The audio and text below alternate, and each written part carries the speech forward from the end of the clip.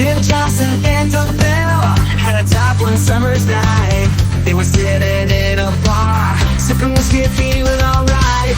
Bryan and Matt joined in, had a lot to say too. Artificial intelligence was the topic, what they do? Metal minds rocking the stage, talking about artificial intelligence. Guitars, screaming drums, pounding it. It's a wild turbulence. Metal minds, philosophize in a heavy metal song. They the faith they created. Rock on all night long. Hey guys. Hey Matt. Hello, Bryan. There are two other people here today. You noticed. Who are they? Well, we have Tim Johnson and Doug Bell. They're Hello, both bearded. Hello, Doug. One more heavily than the other. Hello. Hi, Matt. Good to meet Good you. good to be here with you today, virtually. Even though I know Bryan has some things on the plate that are going to be horrifying. No, not horrifying. Enlightening.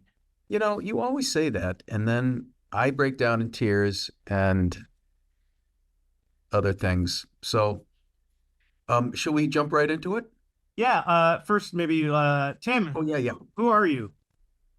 And So I'm Tim Johnson. I've been friends with Bryan for decades, but I met Bryan at a little production shop called Big Idea Productions back last century, so that long ago. And then we've been keeping in touch since. And I've gone on to work in entertainment in some areas, and then also to go into some software consulting, and that's primarily what I do now.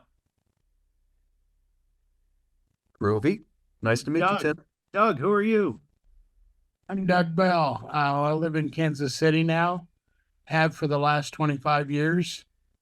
And Bryan and I met back when we were both undergraduates at Columbus College of Art and Design back in the 1980s.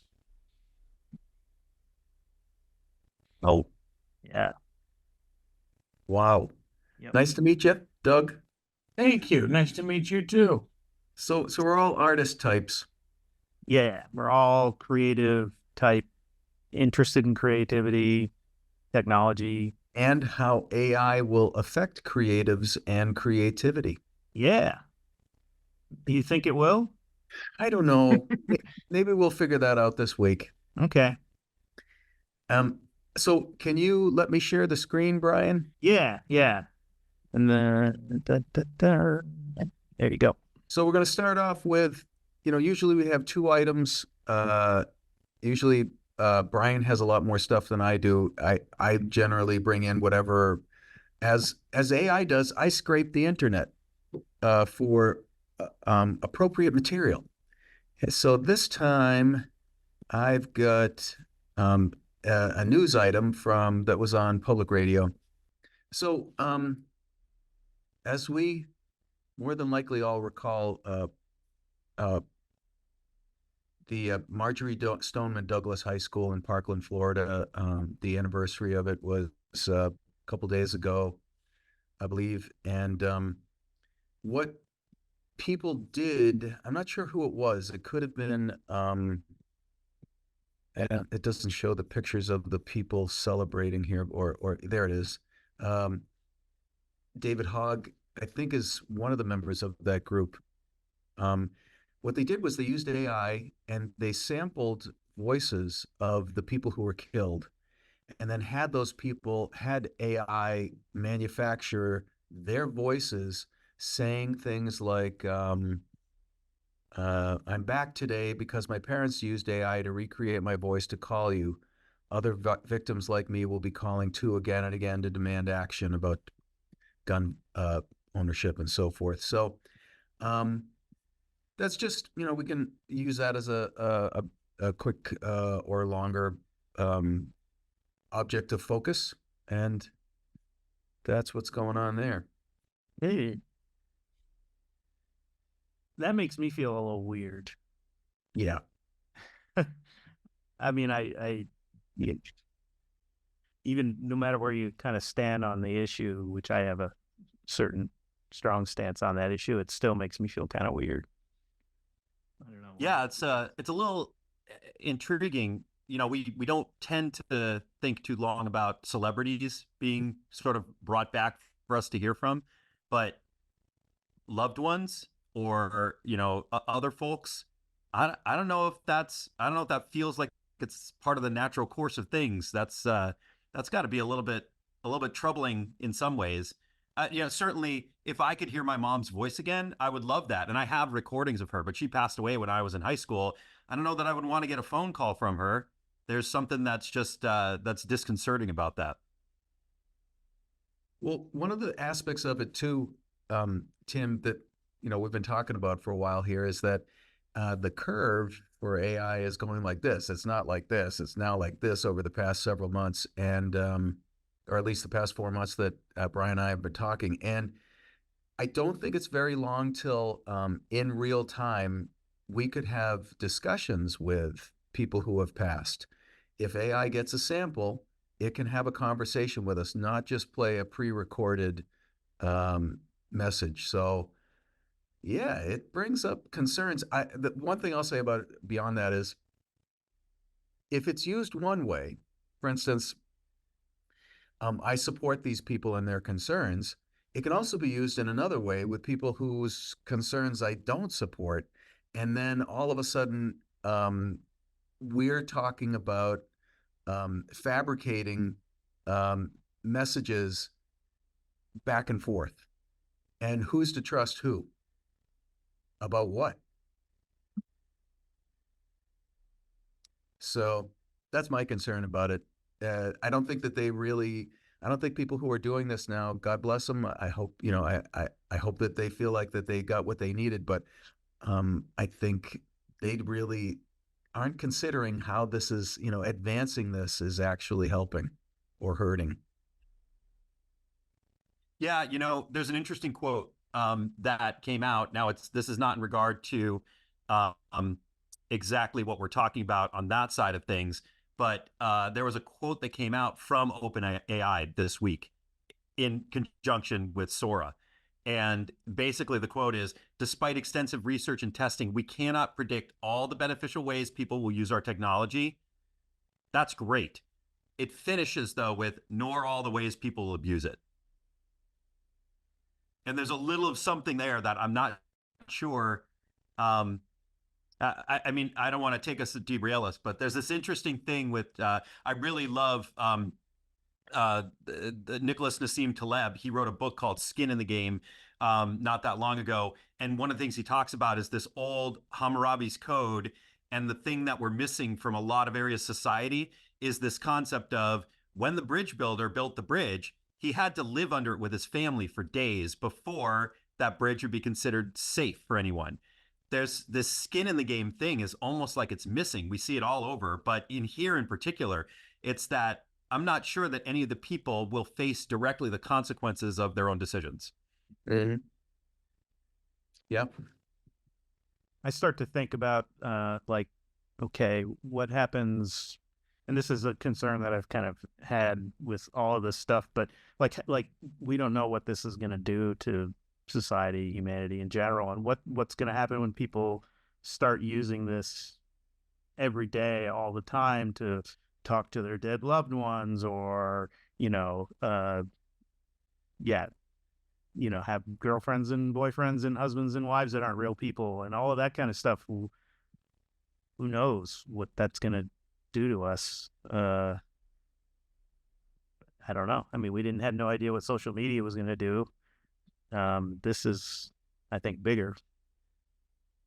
Well, yeah, I mean, also the advent of it, we've heard this argument so many times. Well, it's just like the radio, or it's just like the camera. It's just another tool. That is not what this is. This is a whole other entity altogether that we have not encountered this in any one of okay, if we want to put it in some kind of scale, from my perspective, the book, the development of the book, big deal. The development of the radio, big deal. Photoshop, another big deal. This goes way off the scale in terms of its effect.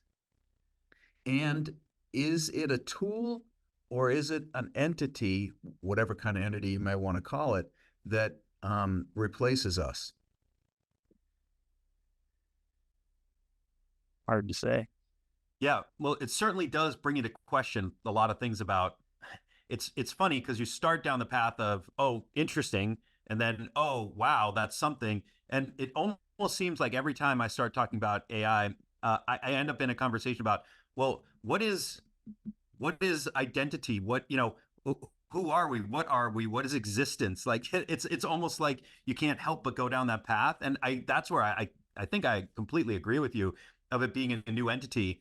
The printing press, moving pictures, none of those, to my knowledge, resulted in us asking, like, who are we and what does existence mean? This one has definitely put that at the forefront in my mind. Even Yep. even on a more focused level, I think it's brought up the conversation of like, what is art? I mean, when you look at, is AI generated imagery art? Is everything human beings make art? I don't know. Doug, do you think AI imagery is art? No. And why?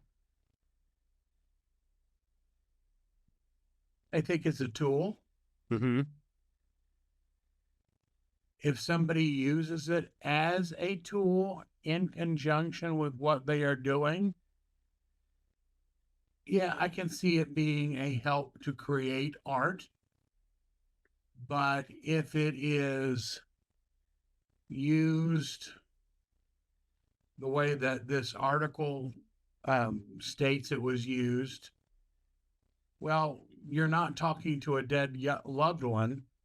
You're talking to a machine who's lying to you, that's saying things that sound like it's more of a magician's sleight of hand. And until it hurts somebody in the pocketbook and hurts and embarrasses people big enough, this is probably going to be the way that things are for a little while.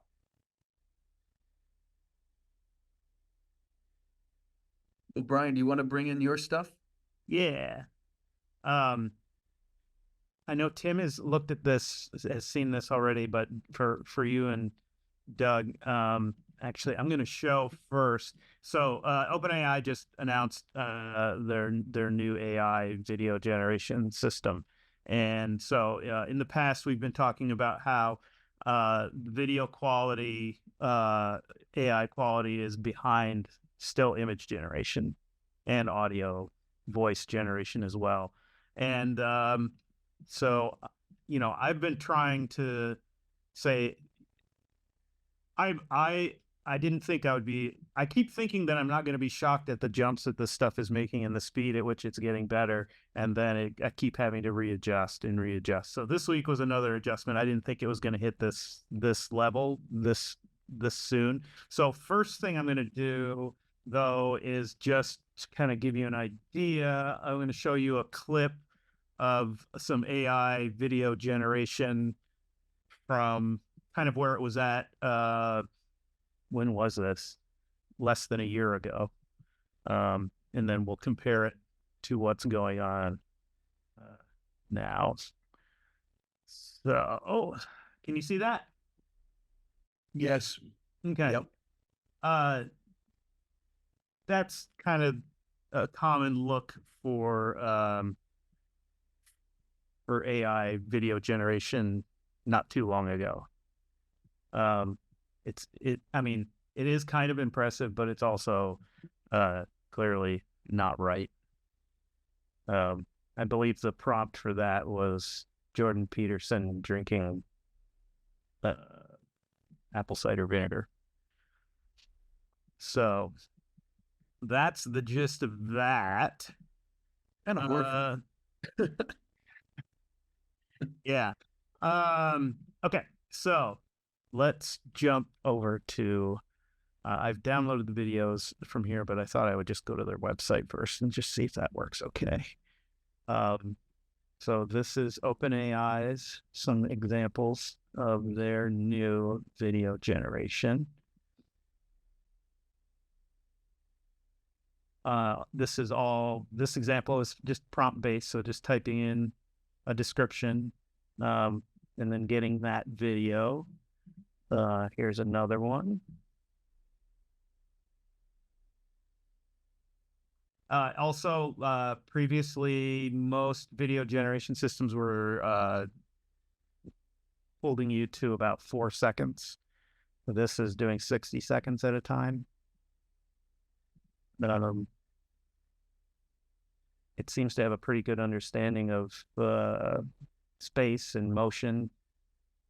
And I'm a little concerned for that truck. yeah, keeping coherency is also quite impressive. And it has, I don't know, I'll show you, it has more capabilities than just text to video as well.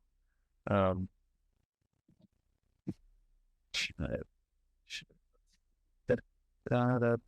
a doggy. Isn't that cute? Whoa. It's pretty agile there. Yeah.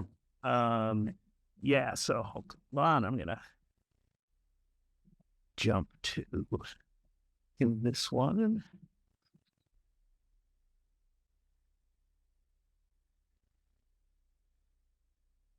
So this shows you,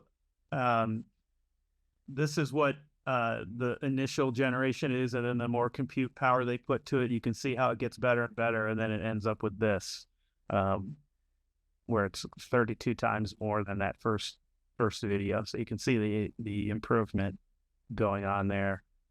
I mean, that looks like a dog playing to me. Can do any different aspect ratios you want. That's pretty good turtle. Wait, so you can rotate it? Yeah, and you can say, okay, I want it in vertical format, square, rectangular, whatever you want. Oh boy. You can have it zoom in and be a close up, or change the camera to a wider angle lens.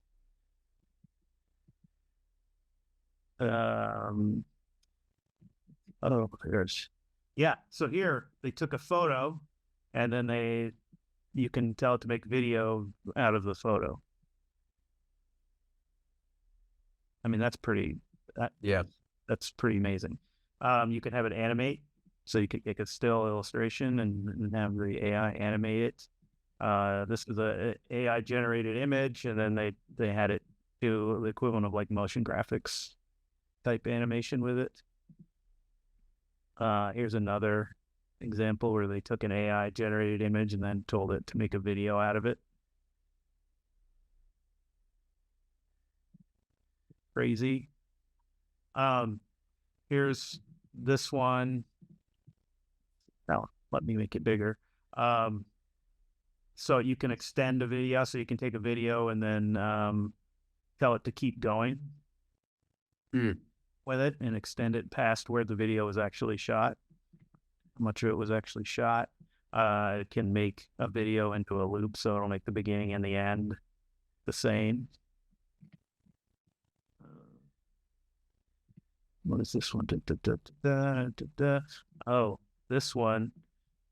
And they took the video on the left and just told it to instead change the terrain that the car is driving through. So it changed it from like a pine forest to a lush jungle-ish forest that it's driving through. This one's pretty fascinating. So they took a video on the left and they took the video on the right and they told it to combine. So the video in the middle is a combination of the two videos. So you can, butterfly that flies around like a drone. Again, it's the same thing going on here. You can take two videos and all of a sudden got, You can have this bird start moving more like the chameleon.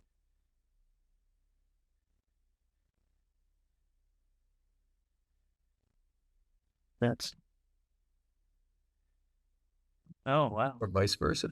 Yeah, or you've got a lion now running along the same path that the truck was driving.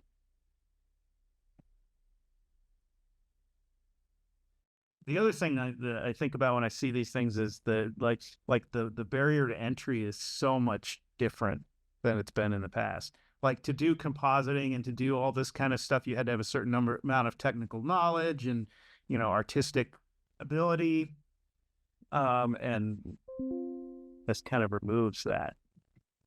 Yeah, and it could also go into how it can do different.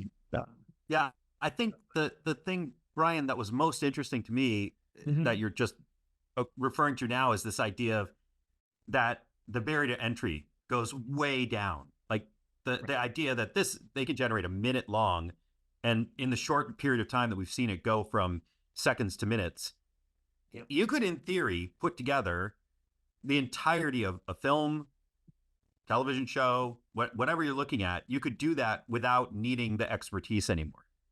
Right. That's amazing. That's incredible as a tool. Yeah, and it's also a big employment shift.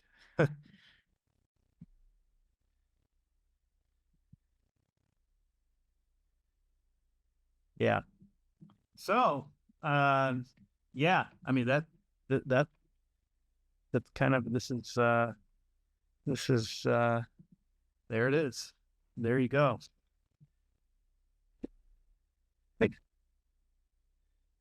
I had put that. I'd anticipated this jump, but not this soon, this quickly, because I don't. Have you guys seen Pika Labs? Their stuff, it tends to, go more towards Pixar kind of stuff. But that seemed like, oh wow, okay, all right, now I see. But this, it's like, So how long a clip can they make? Is it 60 seconds at a time? So Okay. you could stitch those together. You could do 60 second or scenes, AI or will have it extend it figured like they showed. You can take a video and then just extend on the end of it and keep it going. or AI will have that figured out by midweek? Right. Probably by now. Yeah. Actually, Doug is probably correct. Like this, like OpenAI and other companies tend to hold back stuff and then release it when they need to, or they need to show that they're not falling behind the other guys. So yes, it very well could already be. So I mean, they are putting out now. You mentioned this thing at the beginning, the statement that they don't have any control over the wonderful things or the terrible things people will do with their stuff, but also they're playing with the. We've said this before, Bryan, and I've heard you say it a couple of times. Perhaps people won't watch the news any longer because if everything can be fabricated, what is there to rely upon that is actual and factual? So that's the case where and I heard Doug say when it starts to affect the piggy bank, that's when people will start to pay attention. And so I don't know though, Doug, if there's going to be enough lawsuits to stop this train. Oh, I don't know. No, there's no stopping it. In my opinion only, there's no stopping it. All that you can do is hopefully bend the path. Right. Yeah, and I think that's where other news, in the past couple of weeks that's interesting is Taylor Swift is the right target if you want to slow this down for leveraging this. And that's what happened, right? The deep fake of her, which is completely, inappropriate and unreleased by her. And she is looking for ways to leverage legal action. But that's where the forefront, the Wild West of the legality of it is there. But if you wanted to try and slow it down, I suppose Taylor Swift would be your best foot forward as far as someone who has influence and that people will listen to. The thing I think of is just like the speed at which this is evolving and changing, and the speed at which legislation moves are very different. Yeah, I'm concerned that our politicians do not have the tools at their disposal to figure this out. They can barely figure out Because they don't have the brain. how to deal with, Right. technology in general. Yep. Yeah, so when a senator brought a snowball in a couple of years ago and said, "Oh, look, there's snow, so there's no climate change." That's the kind of mentality that the complexity of climate change is not, it's snowing outside, therefore there is no climate change. Whatever anybody's issues are with climate change, it's to just acknowledge how subtle that is, and then compare that to this. How how are they? Who are the people that we talk to? Who are the arbiters of this? Because Bryan, we keep talking about like, well, they make AI. So we're talking about 2 or 3 giants that are making the stuff that we're talking about here. But there's how many governments are invested in this? How many other smaller entities, thousands and thousands of them, are working on this? So there's all kinds of paradigms. There's all kinds of ways this could shift back and forth. Also, a lot of this stuff is being produced open source, which means anybody can use it and build on it. And then we're talking about all kinds of cultures too. So there are places around the world that are embracing this far more than it appears America is. But also the U.S., the thing that is odd to me is how few people are really talking about this, because this is monstrous, game-changing stuff. Where's the discourse? that's a good question. Yeah, one would hope that you would have congressional hearings about this right now, and that it would be almost the only thing on the agenda. And to sort of to Bryan's point, the interesting thing is, again, NVIDIA has they've announced that they are doing they're investing capital in organizations and technologies that will improve it, because that will improve their bottom line, because they're producing the chips that can make this happen. And there's this downside of, once this snowballs into having a lot of money at stake on the other side of it, I think we all know, regardless of where you stand politically, money influences decisions that are made. And the more capital that you have going in there, and the more money that's being made in those areas, the less of a chance you have to really have take a step back and look at this in a reasonable way. I don't know where the discourse is. I don't know that we've seen it yet. Yeah. But from what you can see here, Tim and Doug, to what degree do you think that this has the capacity to affect all sorts of levels of the entertainment business, the creative business? What we just saw. Yeah, it's most definitely a game changer. At 16 seconds right now, they could do any Super Bowl ad they ever wanted, however long it took to generate, and you're done. Versus hiring animators and doing all of that. Now, do you still need idea people? That remains to be seen. It all goes back to, is good enough good enough? If the business will always say, we'll demand for less. We don't need it that good. We just need it this. Until the populace says, no, I'm sick of that. Or you're not going to do that with my image. I would be Matt, at a congressman's door if somebody took my late wife's voice and used it for political purposes without my knowledge and approval. But that's happening now too. I mean, one of the things, like I said, I would be at their door. Oh yeah. I would not be waiting.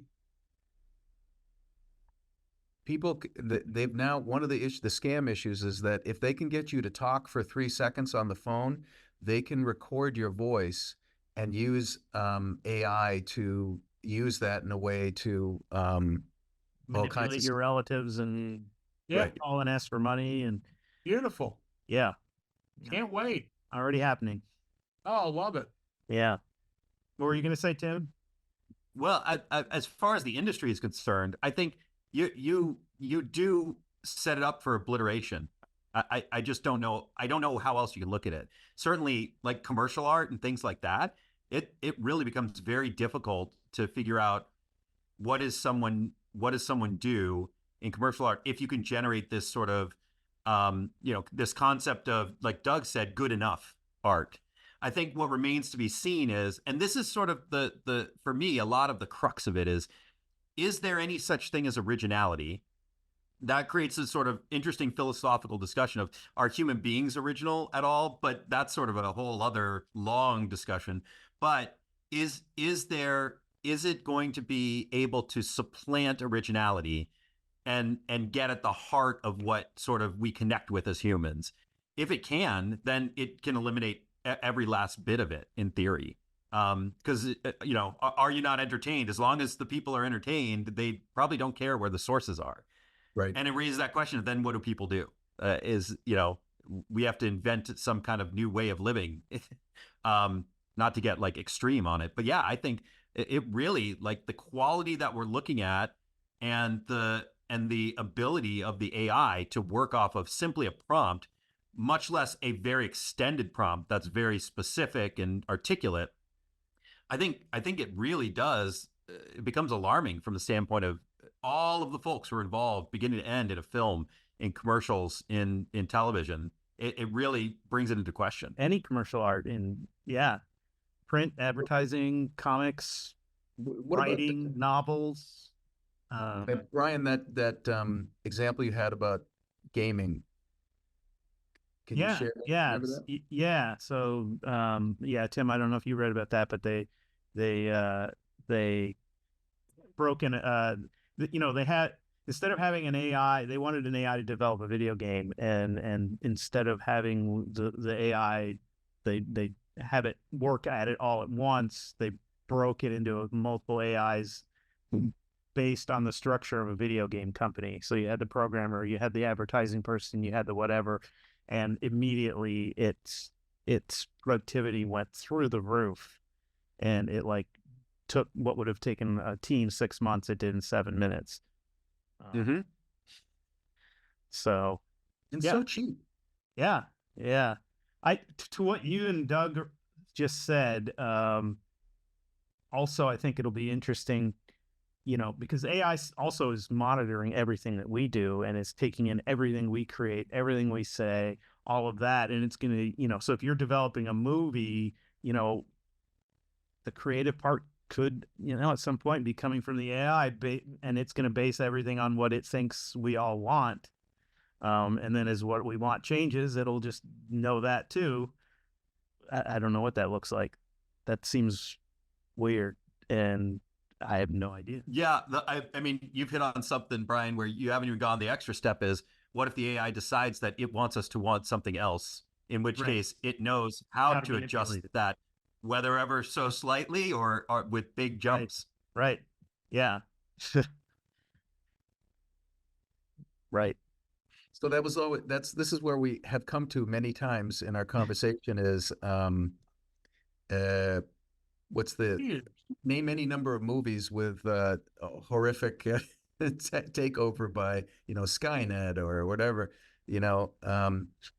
so the question, all right, here's one thing too. We heard in an earlier conversation that this is considered by some to be the democratization of creativity.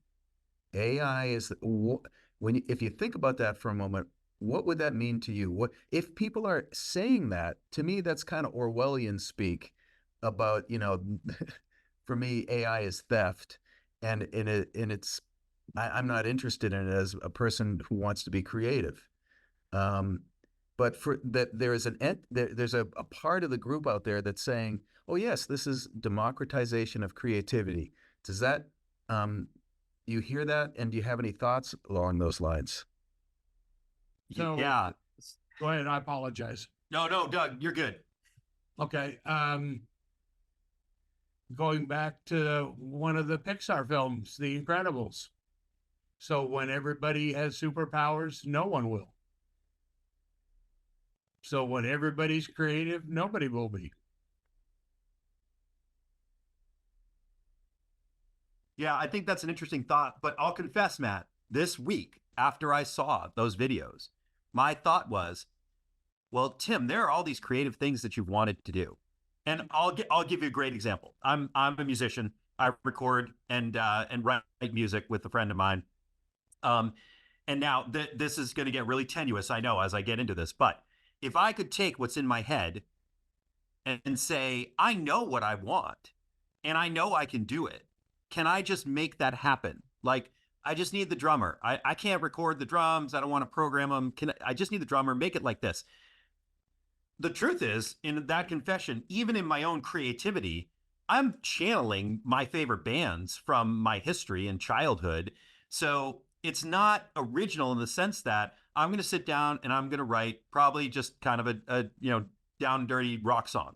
That's my upbringing and my influences. So there's not necessarily originality, but I hope that at least there's some point of view that I'm bringing to it. But if I could do that without having to go through all these extra steps, that would be great. Another example is I've got lists of, Matt, like almost any creative, I think, I've got lists of that musical I want to finish writing, that film I would make, the film version of the musical, the book I would finish writing. Is it enough is it a tool that you can have it aid you enough? Or is there something to interacting with other human beings to bring that to fruition? But that democratization, there's a part of that, I'm going to confess to you right away, resonates with me. Absolutely does. I've and Matt's noticed this too. I've seen this in myself too, just like you're saying. But I think the other part of me goes, okay, yeah, so, as an illustrator, I would love to be making an animated film and I could just come up with the characters and then I wouldn't have to have an animator to actually realize it and everything. And then you look at the animator's perspective and they wouldn't have to come up with a character designer or an illustrator to realize the film that they want to make. And then, at some point, where is the line going to be drawn by you on what you won't let AI do? And then I think that sort of ties back into what Doug was saying. If everything can be done for us and no one has any special abilities or whatever, what happens? I just worry that line will start shifting and shifting and shifting. And then it's be like, well, I could just do the sketch. I don't need to really color in this. Yeah, I don't think it's going to shift. I think it's going to disappear. Yeah. Yeah. Yeah, the dynamic that's interesting from our experience, Bryan, I think, you and I have even had this, of the human collaboration on creativity is different than an AI collaboration. Again, at risk of touching a third rail, George Lucas is sort of the example of that not being done in the prequels and things like that.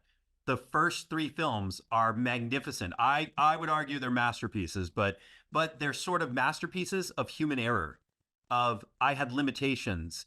And what we've introduced is sort of the same thing that Lucas had as a problem, which was I have no practical limitations. And he made three films that arguably don't fit the bill and don't meet with sort of the collective understanding of that creative work. So it's like an accidental genius, but because of all the collaborators, that's what's kind of amazing about that. And I wonder, I don't know if we'll be able to identify it, but without collaboration, do we end up with something that's not as creative, not as compelling? And maybe not. I just don't know the answer to it. And will it get to the point where it can be as tap into the same collaborative nature that a human being would bring? I mean, have any of you actually tried talking with like Claude or ChatGPT in a collaborative manner? It feels like collaboration, it's weird. Yeah. So with that, or going with that, with the first or the second set of sequels for Star Wars, that audiences thought they were getting one thing and ended up getting something else. Whether it's too much of something or not enough of something else, they voted on that and said, that's not what I want.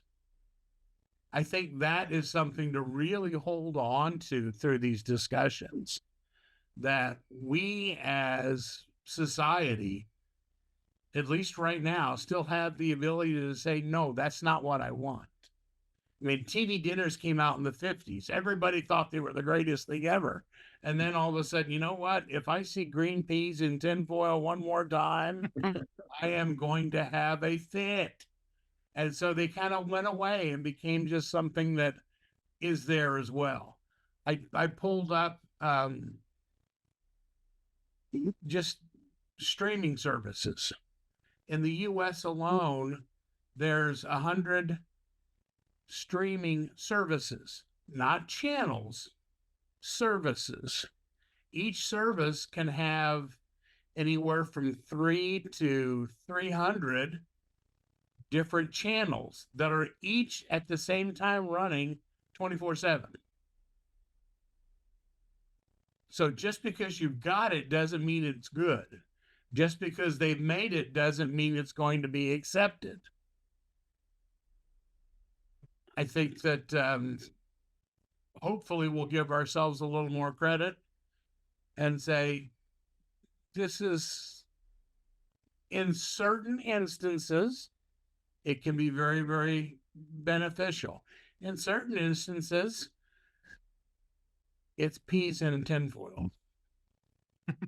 Well, Doug, okay, with that in mind, some other guests have also talked about, and Bryan, you remember the phrase "a gap year," where what's going to happen is the intoxication is going to be intense and then that's where the idea of, well, there'll be a gap year where everybody's just so high on all the things that they can do. I mean, one of the music systems we heard, Tim, was all you have to do is, if you want to play the drums, just go,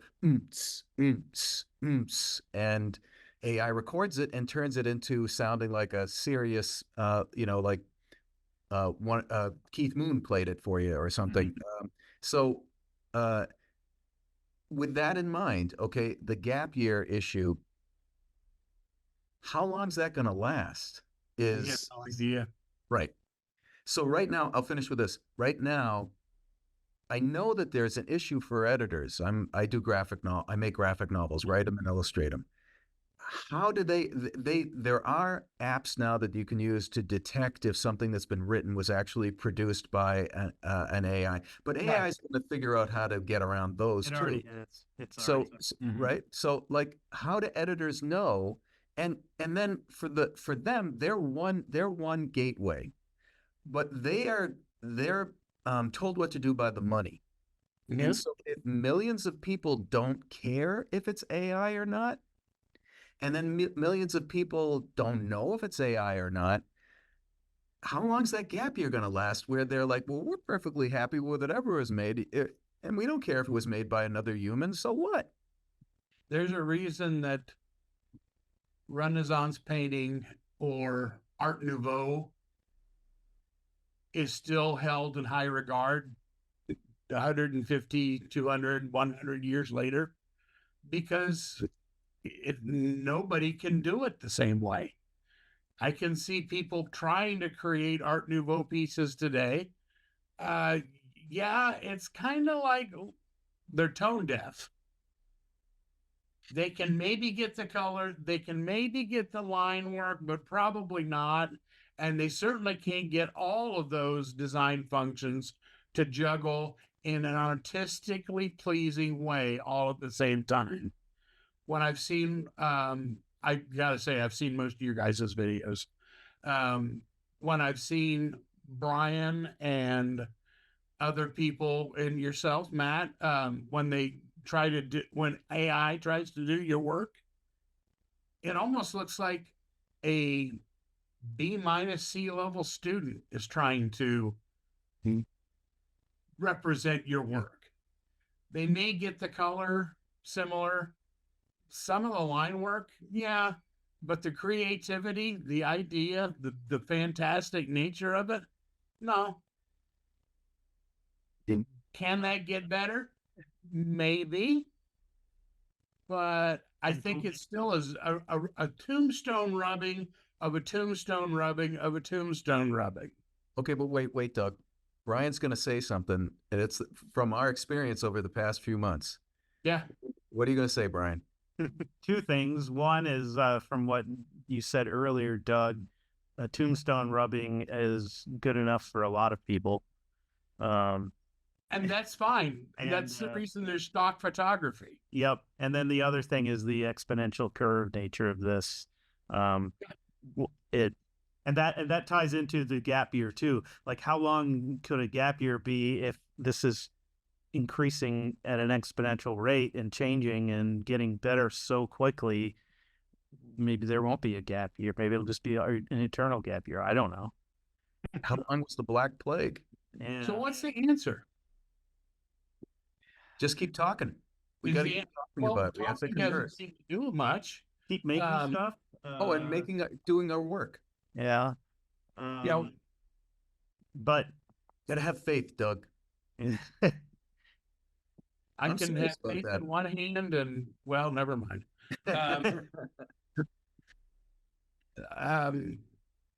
yeah, well, like what Tim was saying earlier, maybe coming to terms with commercial art being just gone. Yeah. There is none. All that's left is fine art and performance. Well, there's the hopeful part of me that looks at that and thinks maybe that's better for us as a human beings. We haven't always we just don't know. Right. Yeah. We haven't always had if we could have commercial art. skipped. Yeah. If we could have skipped a commercial art altogether and just stayed with high art, would we be in a better situation? I don't know. Like, maybe that's that funny thing of, like, maybe a gap year on commercial art would have been good for us as a society. But yeah, it's both intriguing and alarming all at the same time. It hasn't been like this. It's been like this only exactly what you said, Matt. It's exponential. It's the Alvin Toffler idea of future shock of it just keeps going up. And there's a point where human beings might say, oh, we can't even process this anymore. We haven't quite hit that, but it's this sort of like giddy fear all at the same time. Like, this is really interesting. I wonder where it might go. Yeah.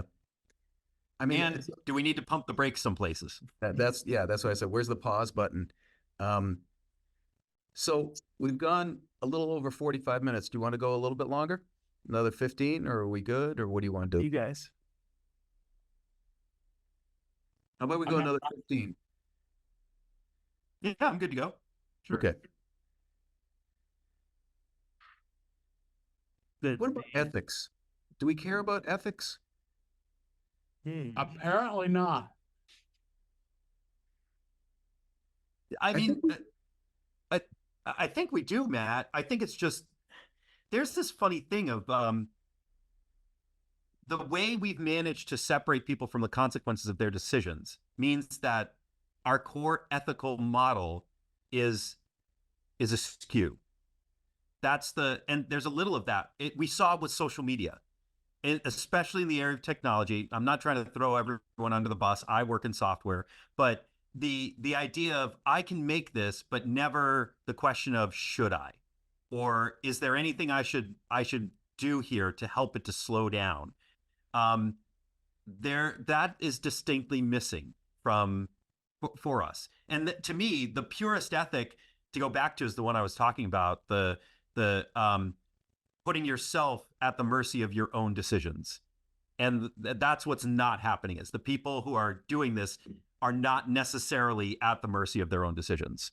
So to me, that would be the best ethic, is to say, okay, we're now going to, if you're the one inventing the self-driving car that uses AI, you're the first person to sit in that car in the back seat. That idea. And And I think that is missing. I think we care about it. We're just not quite sure at this point how to get a grasp on it. And I think it's exacerbated by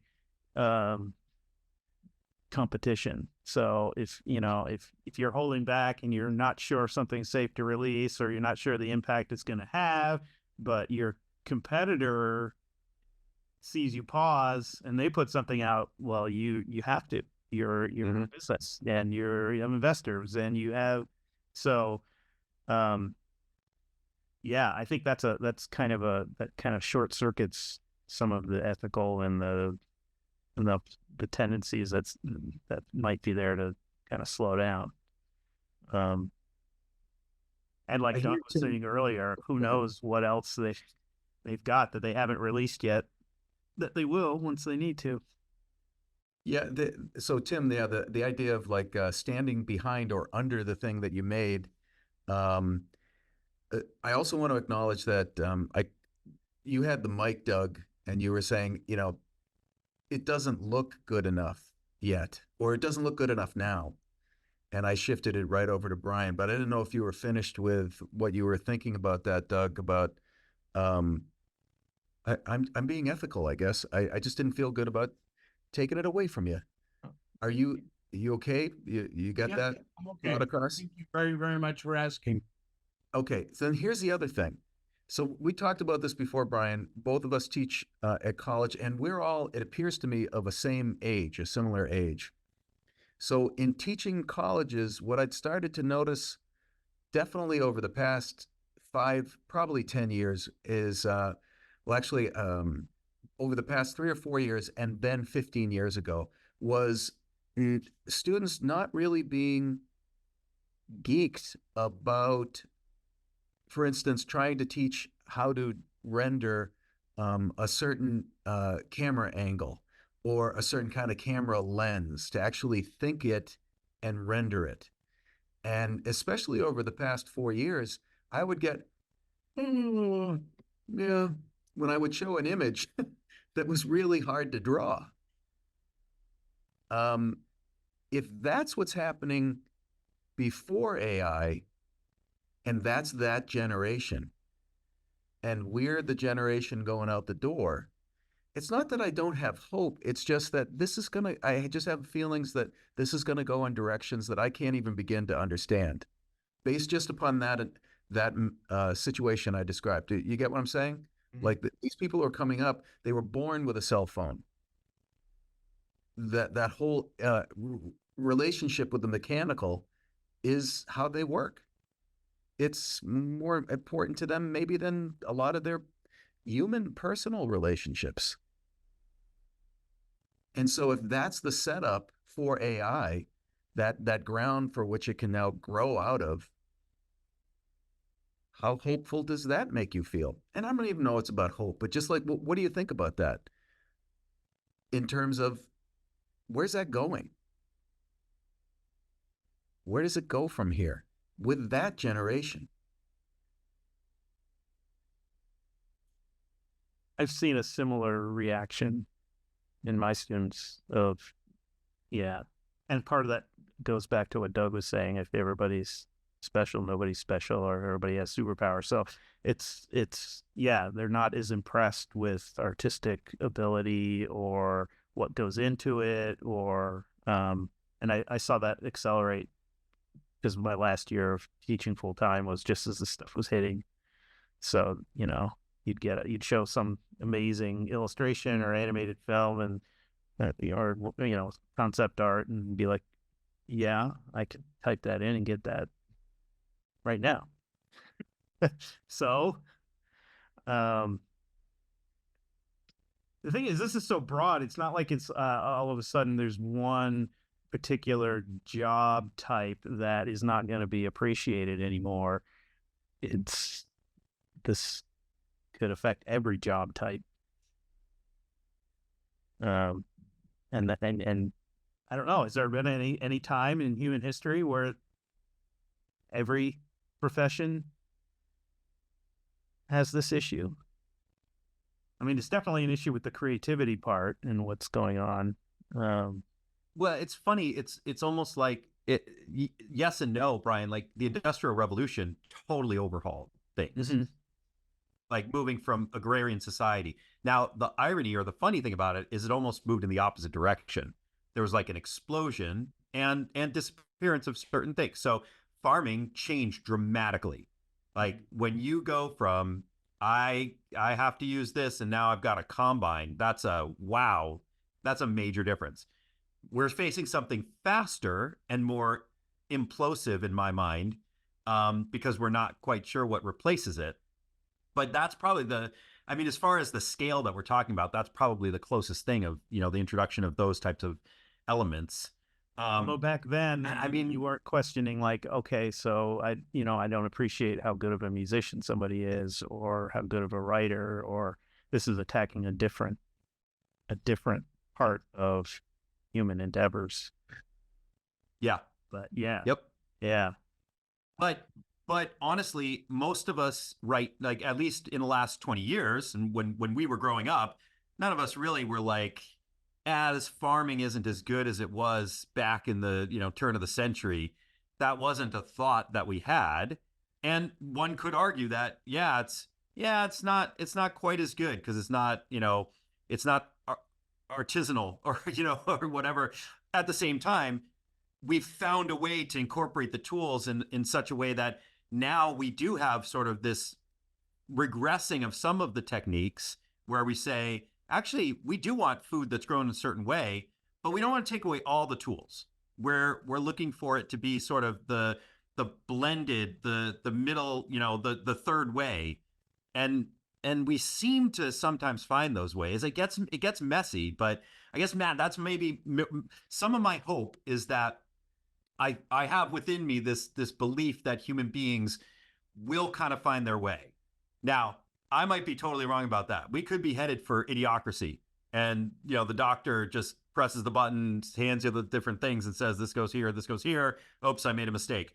That might be where we're headed, but at the same time, there's this belief that we as human beings have found some way of doing it, and maybe those are the stories that we'll try and tell, because AI may not want to tell those stories during the gap year. Yeah. Right. You got any thoughts, Doug? Are you building a shelter in the backyard?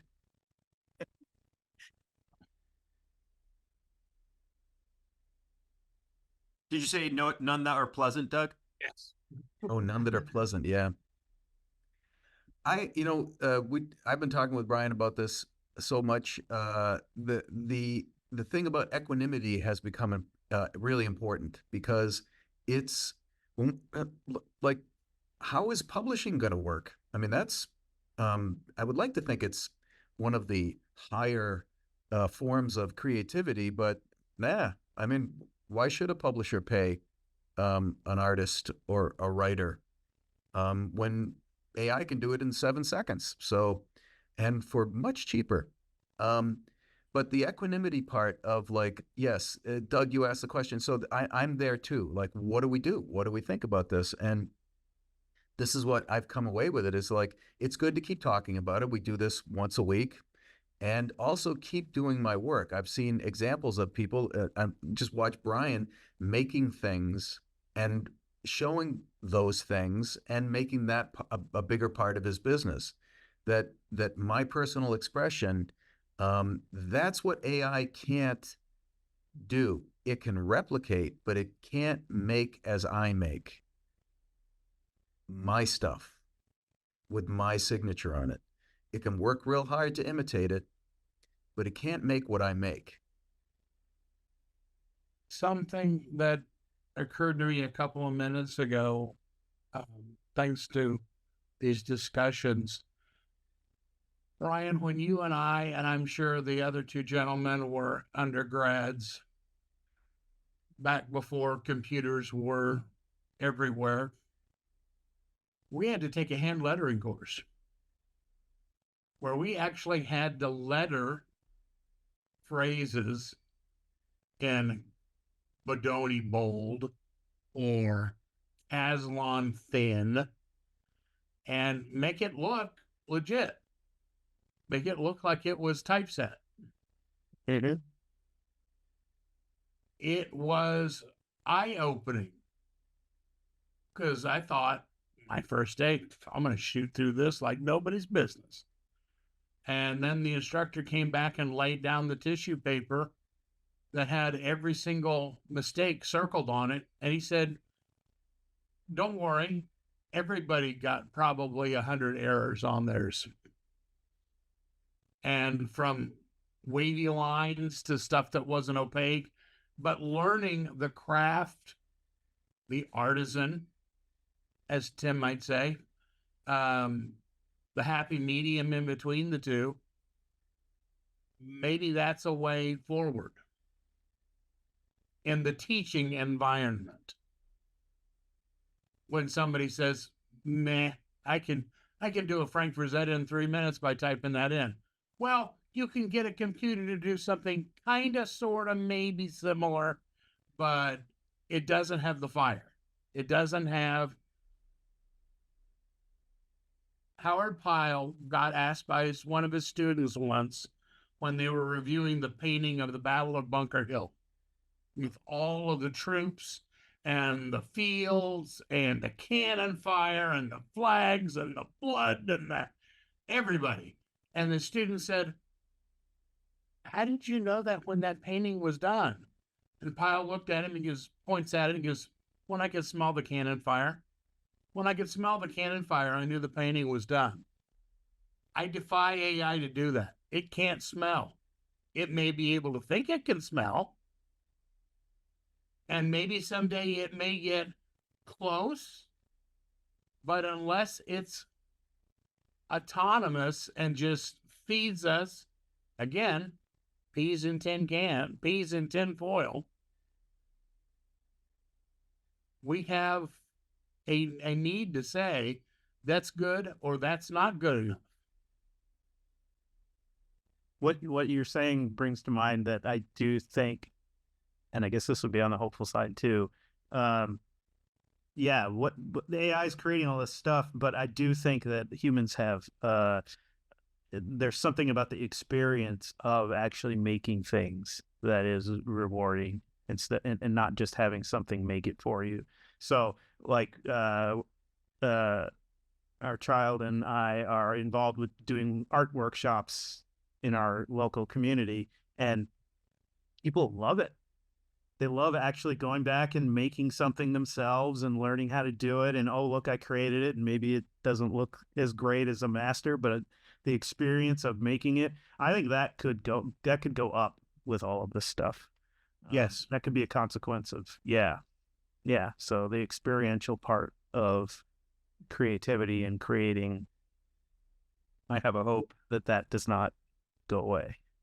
I have to, yeah, I can paint a scary picture of this. I like to tell stories, and I do often tell a scary picture, but I also taught a student today, who was 17 years old, who was fat. It didn't seem like he seemed authentic, that he was fascinated about the different kinds of tones that just a straight old HB lead can make, right?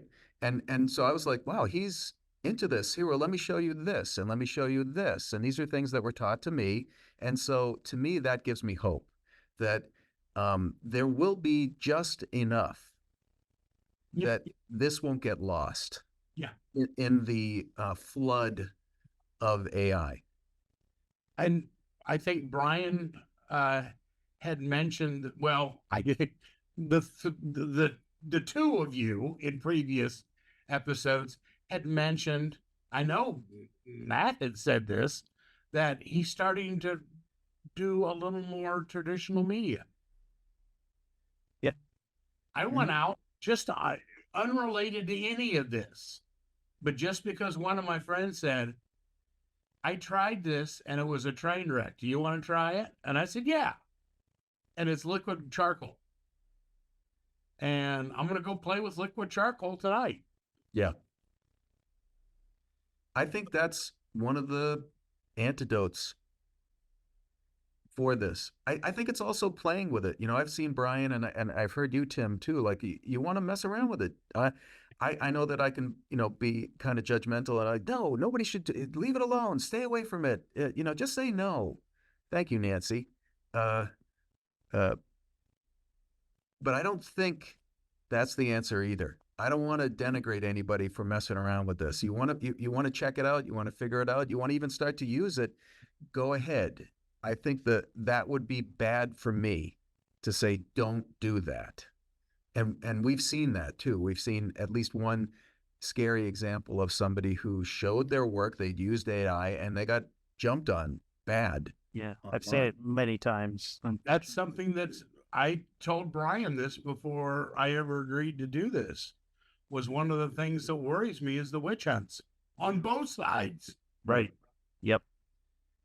Yeah, I've seen it bad on both sides. It's certainly not geared only to one. Everybody can do this. Yeah. So Tim, I'm curious, from the standpoint of a musician, does any of that resonate? The experience of playing instruments and making music? Do you have hope about that? I do. This morning, look, I'm not spring chicken. This morning I was like, I want to go up, and I've got a couple of YouTube videos I was watching on some techniques on playing guitar. I was like, okay, I'm just going to try this. I've never done it. Let me just give this a shot. And I'm playing, and you start to get into the flow of, oh yeah, this is working. I'm playing along. I'm improvising in a way that I haven't, and it's opening up the instrument. I wasn't like, I'm not a great lead guitarist or anything like that. I'm primarily a singer, but and I can play an array of instruments. But there's that part of it of mastering, learning, and then even being able to improvise in that medium. That I just there's not consumption that's going to give that to me. And I could just be up in the room above the garage doing it, and it would be fine for me. And no, it may be that no one ever experiences it, but yeah, I totally resonate with that idea. Unlocking things, and that's to me that part of that human experience of like, oh man. And I don't know if AI is interested in that at all, but I know that I am, and I know that other people are. Yeah, there's something rewarding about breakthroughs and getting better at things, and